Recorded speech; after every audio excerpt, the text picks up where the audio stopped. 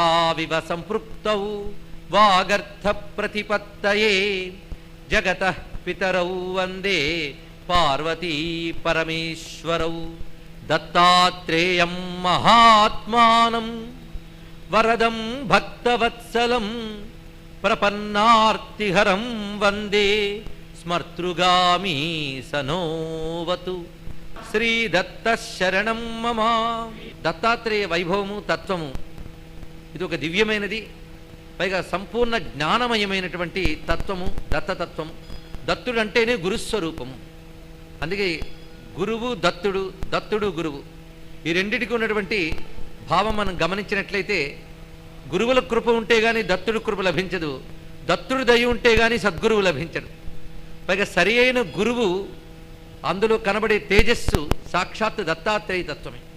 దత్తాత్రేయ తత్వం ప్రధానంగా అద్వైత సంప్రదాయంలో ఎక్కువగా ఆరాధింపబడుతూ ఉన్నది. ఎందుకంటే దత్తాత్రేయుడు ప్రధానంగా జ్ఞానమూర్తి, అద్వైతమూర్తి. ఆ కారణం చేతనే అద్వైత తత్వమూర్తిగా దత్తాత్రేయ స్వామి వారిని అనేక పురాణాలు వర్ణించాయి. ముఖ్యంగా భాగవతంలో దత్త అవతారం గురించి ప్రస్తావన మనకు కనబడుతూ ఉంటుంది. స్వామి యొక్క 25 అవతారాల్లో ఒకటి దత్త అవతారంగా సుఖయోగిందులు చెప్తారు. ఇదే కాకుండా మళ్ళీ విశేషంగా నారదుని యొక్క ఆజ్ఞ మేరకు ప్రహ్లాదుడు వారు దత్తుని ద్వారా జ్ఞానోపదేశం పొందడం అనే ఘట్టం కూడా భాగవతంలో కనబడుతుంది. భాగవతంలో దత్తుడు గురించి మనం ఆలోచిస్తున్నప్పుడు ప్రస్తావన చేయవలసిన విషయాలు. అదేవిధంగా ఉద్ధవ గీతలో కృష్ణ పరమాత్మ ఉద్ధవుడితో చెప్తున్నప్పుడు మొదటి అధ్యాయాల నిండా దత్తుని వైభవాన్ని ప్రస్తావన చేస్తాడు. అక్కడ ఇలా భాగవతంలో దత్త ప్రస్తావన కనబడుతుంది, ఇతర పురాణాల్లో చాలా కనబడుతున్నది. ఇది కాకుండా దత్తాత్రేయ మంత్రశాస్త్రం విశేషంగా ఉన్నది. దత్తుడు ఒక ప్రధాన ఉపాస్య దైవంగా చెప్పబడుతూ ఉన్నాడు. శ్రీ విద్యా సంప్రదాయంలో కూడా దత్తోపాసనకు ప్రాధాన్యం ఉన్నది, ఆమ్నాయ మంత్రాల్లోనూ. అదేవిధంగా శ్రీ విద్య ఉపాసకులకి గురువైన దత్తుని యొక్క రక్షణ లభిస్తుంది అని కొంతమంది ఉపాసనావేత్తలు చెప్తూ ఉంటారు. ఇలాగ అనేక సంప్రదాయాల్లో దత్త ప్రస్తావన కనబడుతుంటుంది. పైగా అద్వైత తత్వం గురించి ఆలోచిస్తే ఆది యుగంలో ఆది గురువైనటువంటి దక్షిణామూర్తి, తర్వాత దత్తాత్రేయ స్వామి వారు, ఆడ తర్వాత వ్యాసదేవులు, ఆ తర్వాత శంకర భగవత్పాదుల వారు అని పరంపరని చెప్తారు. ఇక్కడ కృత త్రేత ద్వాపర కలియుగాల్లో కొందరు కృతయుగంలో దక్షిణామూర్తి అని కొందరంటే, కొందరు కపిలాచార్యులు వారు అన్నారు. ఈ కపిలాచార్యులందు కూడా కొంత సమంజసమే.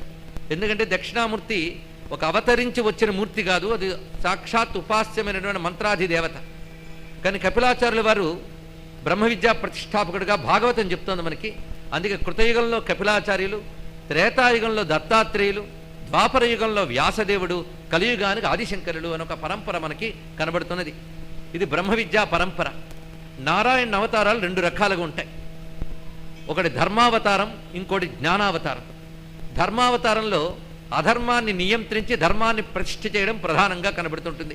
ఇలాంటి ధర్మ ప్రతిష్టాపన అవతారాల్లో మనకి రామ, కృష్ణ, పరశురామ, పృథు చక్రవర్తి ఇత్యాది అవతారాలు ఉన్నాయి. ఇందులో కొన్ని అంశావతారాలు, కొన్ని పూర్ణావతారాలు. ఇవి ప్రధానంగా ధర్మ ప్రతిష్టాపన కనిపిస్తూ ఉంటుంది. ఇక రెండవది జ్ఞానావతారం. ఇవి గురుస్వరూపాలని చెప్పుకోవాలి.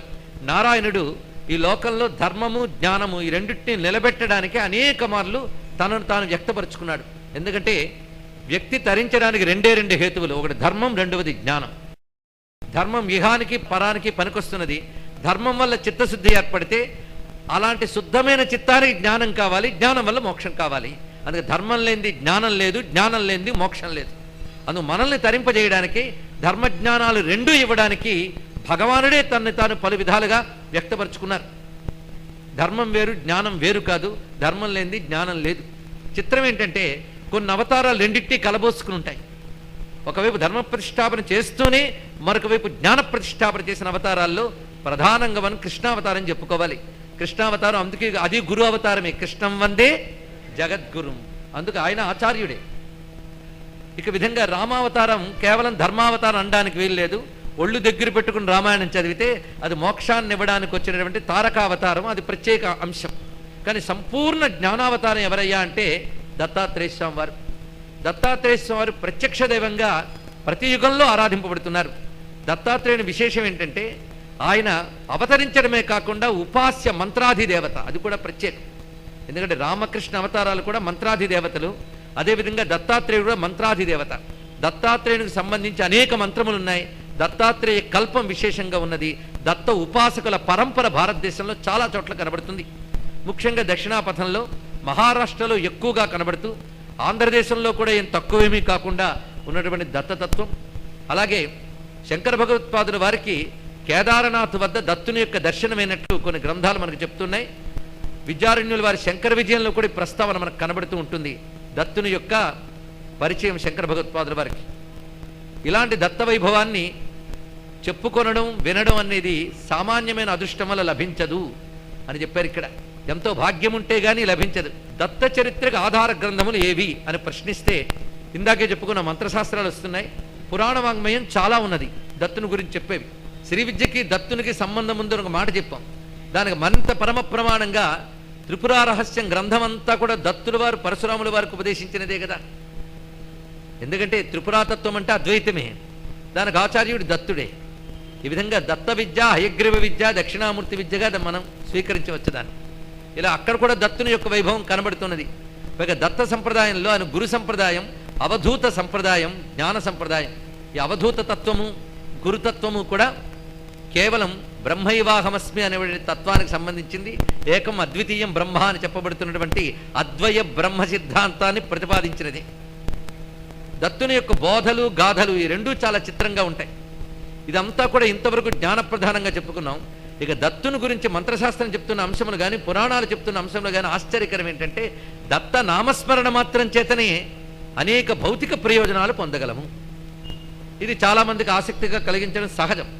ఎందుకంటే ఇహంలో కూడా ఆరోగ్యము, రక్షణ, సంపద ఇవన్నీ ఇవ్వగలిగే శక్తి దత్తోపాసనకి కనబడుతున్నది.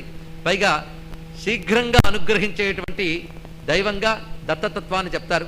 అలాంటి దత్తుని వైభవానికి ఎన్నో ప్రధాన ఆధార గ్రంథాలున్నా ప్రధానంగా తీసుకున్నది బ్రహ్మాండ పురాణాంతర్గతమైనటువంటి దత్త చరిత్ర. దీనికే దత్త పురాణం అని కూడా పేరు.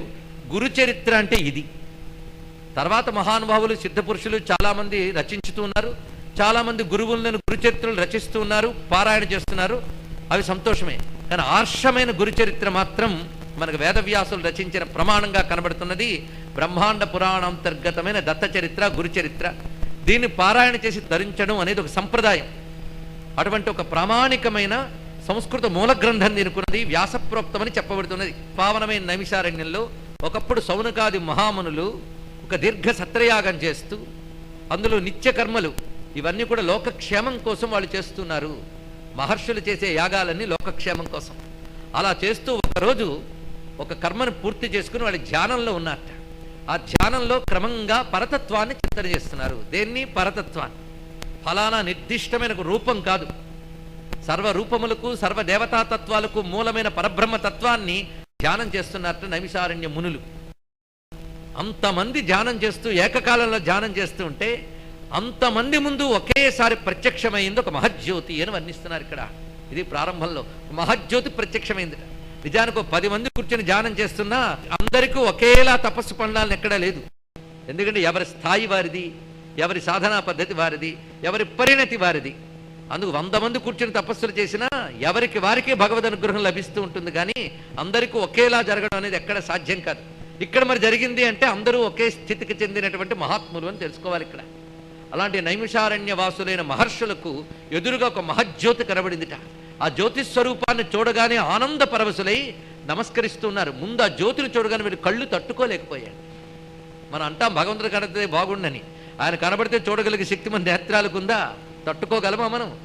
ఎందుకంటే దివిసూర్య సహస్రస్య భవేద్ జుగపదిద్ధితో అన్నాడు మహానుభావుడు అర్జునుడు కృష్ణ పరమాత్మ యొక్క విశ్వరూపాన్ని చూడగానే. వేల కొలది సూర్యులు ఒక్కచోట ఉదయించినట్లుందయ్యా అన్నాడు. అది కూడా దివ్యనేత్రం వస్తే ఇంక అటువంటిప్పుడు చూడగలమా? అందుకు భగవంతుడు దర్శనమిస్తే మన స్థితిలో మన దర్శన శక్తి ఎంత దాకా వచ్చిందో తెలుసుకుని దానికి తగ్గట్టు తనను తాను ఒదిగించుకుని దిగి వస్తాడండి భగవంతుడు. ఇది తెలుసుకోవాల్సింది. ఇక్కడ వీరి స్థితి ఎలా ఉన్నదో కానీ ఒక్కసారి తన మహజ్యోతిని చూపించగానే అంత మహర్షులు, సిద్ధమూర్తులు వాళ్ళు ఒక్కసారి స్వామి నీ కృప చాలా అమోఘం కానీ ఈ మూర్తిని కనులారా దర్శించలేకపోతున్నావు. నువ్వు ప్రత్యక్షమైన అనుభవానికి తెచ్చుకోలేని మా యొక్క దుస్థితిని చూసి నువ్వు కనికరించి అనుగ్రహించి మేము చూడగలిగే విధంగా నీ రూపాన్ని చూపించవయ్యా అని ప్రార్థన చేసుకున్నట్ట. నేత్రములు మూసుకొని తేజస్సును చూసిన వెంటనే స్వామివారు ఇప్పుడు కళ్ళు తెరవండి అన్నట్ట. మహా తేజస్సు ఆ తేజస్సు ఏమిటో తెలియట్లేదు. ఆ తేజస్సు ఒక్కసారి దర్శనమిచ్చింది. ఆ తేజ పుంజంలో ఏవేవి కనబడుతున్నాయి, వీళ్ళందరూ చూడగలిగేవి గోచరిస్తున్నాయట. మొట్టమొదటిగా కనబడినటువంటిది బ్రహ్మస్వరూపం. కమండలు ధరించి హంసవాహనారూఢుడై అక్షమాల బ్రహ్మమూర్తి గోచరించింది. వాణీ సహితుడైన నా బ్రహ్మను అటు మనువులు, మరీచి, అంగిరా, పులహ, పులస్త్యాక్రతు ఇత్యాది మహర్షులు, ప్రజాపతులు అందరూ కొలుచుకుంటూ ఉంటే ఆ దివ్యమైన వేదనాదముల మధ్య 4 ముఖముల నుంచి చతుర్వేదములను ప్రసరింపజేస్తున్నటువంటి బ్రహ్మ యొక్క మూర్తి కనిపించగానే ఆ బ్రహ్మకు నమస్కారం చేసుకున్నారు ఇక్కడున్న ఋషులందరూ. క్రమంగా ఆ మూర్తితో పాటు తర్వాత మూర్తి ఒకటి దర్శనమిచ్చింది. అది దివ్యమై గరుడు వాహనారూఢమై నీలమేఘశ్యామల కాంతులతో ప్రకాశిస్తూ చతుర్భుజాలతో శంఖచక్ర గదాపద్మములు, కౌమోదకి ఇత్యాదులు ధరించి గోచరించింది. దివ్యమైన నారాయణ రూపం. ఆ నారాయణుని చుట్టూ కూడా సనక సనందనాది మహర్షులు, అదేవిధంగా నంద, సునంద, జయ, విజయ మొదలైనటువంటి పార్షద గణములు, దివ్యమూర్తులు, శ్రీ, కీర్తి, లజ్జ, పుష్టి, తుష్టి, సిద్ధి, వృద్ధి మొదలైనటువంటి లక్ష్మీ స్వరూపాలు కొలుచుకుంటూ ఉంటే లక్ష్మీ సమేతుడైన నారాయణమూర్తి దర్శనమిచ్చాడు. వెంటనే ఆనంద పరవశులై నమస్కరించారు అక్కడున్న మహర్షులందరూ కూడా. క్రమంగా నారాయణమూర్తి స్థానంలో వృషభవాహనారూఢుడై కైలాసవాసి మరో కైలాస పర్వతంలా కనబడ్డట. అంటే తెల్లగా ఉన్నాడు, మహోన్నతమైన మూర్తిగా గోచరిస్తూ ఉన్నాడు. గౌరీ సమేతుడైన పరమేశ్వరుడు, చంద్రశేఖరుడు, నాగాభరణుడు, త్రిశూలధారి, గంగాధరుడు, త్రినేత్రుడు దర్శనమిచ్చాడు.